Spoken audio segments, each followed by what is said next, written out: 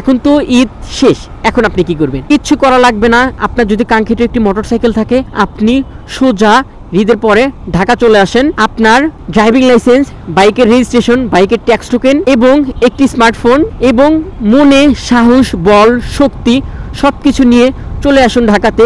এখন বলা যাক, রমজান তো চলে গেল, এখন কি রাস্তাঘাটের পরিস্থিতি কিংবা দেশের পরিস্থিতি কি স্বাভাবিক হবে? ইনশাল্লাহ অবশ্যই স্বাভাবিক হবে।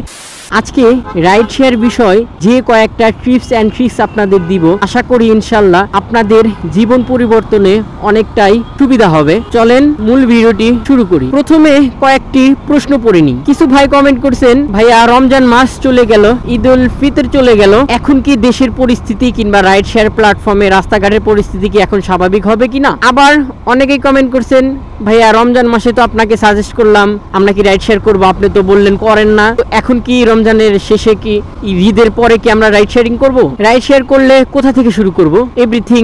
চলুন প্রশ্নের উত্তরগুলা সাজিয়ে গুছিয়ে দেওয়ার চেষ্টা করি।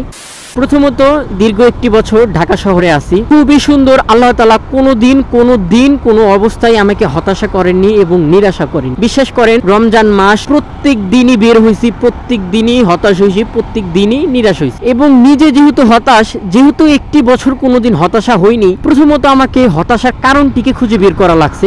আর হতাশার কারণটি হলো রাস্তাঘাটের পরিস্থিতি নিয়ন্ত্রণ খুবই কন্ট্রোলের বাইরে ছিল। কেমনটা, আগে আমরা যেহেতু অফিস আদালতে সরকারি চাকরিজীবী, যে কাজে যাইতাম না কেন, একটা শিডিউল ছিল, 7টা 8টা 9টা 10টা 11টা এরকম একটা শিডিউল ছিল। তবে রমজান মাসটা কি একদম এক সময়ে সবার অফিস আদালত করে দিছে, ছুটিও এক টাইম করে দিছে, কারণে রাস্তাঘাটে প্রচুর পরিমাণের জ্যাম থাকে। যদিও আগে আমরা যেটিকে একটি ট্রিপ কমপ্লিট করতাম 30 মিনিটে, এই রমজান মাসে আমাদের সেটিকে কমপ্লিট করা লাগতো প্রায় 1 থেকে 1.5 ঘন্টা। সেই হিসেবে আমরা যদি সারাদিনে 2000 টাকা ইনকাম করতাম, এখন আমাদের রমজান মাসে ইনকাম দাঁড়িয়েছিল 1000। এবং এই সময়টাতে আমি আপনাদের কেন বলছি যে রাইড শেয়ারিং আপনারা করবেন না, আপনারা যারা নতুন রাইড শেয়ারিং প্ল্যাটফর্মে যোগদান করতে চাচ্ছিলেন, আপনাদের যখন শুরুতে এত পরিমাণে জ্যাম দেখবেন, ট্রিপ দেখবেন না, যদি জ্যাম দেখবেন তখন আপনাদের মনে হবে যে কার ভিডিও দেখে আসলাম, কেনই বা আসলাম, এটা আমার দ্বারা হবে না, দরকার নাই, সো আপনারা এখান থেকে চলে যাবেন। আমি আপনাদের যে কারণে আগে থেকে বলছি, ভাইয়া আপনারা যদি রাইড শেয়ারিং করতে চান তাহলে রমজানের পরে অবশ্যই করেন। তো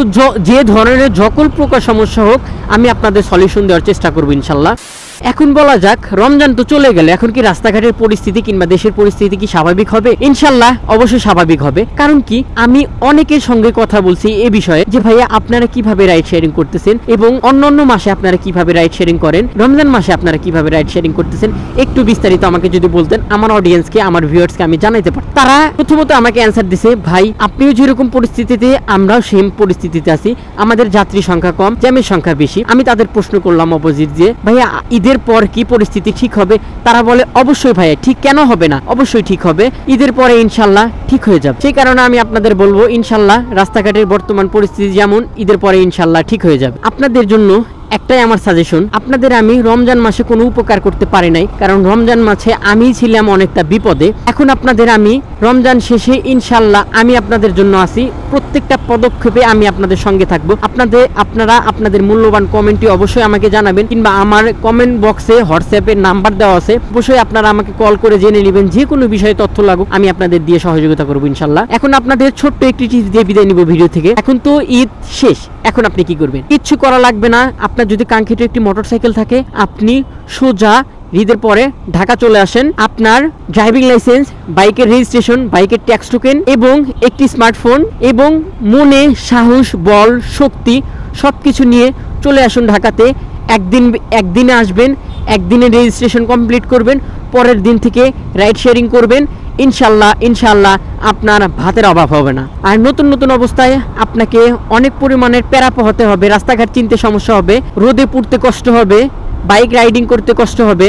তবে আপনারা চেষ্টা করবেন নিজেকে মানিয়ে নেওয়ার। বাট আমি নতুন সাজেস্ট করব, আপনারা রাত্রে কখনোই রাইড শেয়ারিং করবেন না।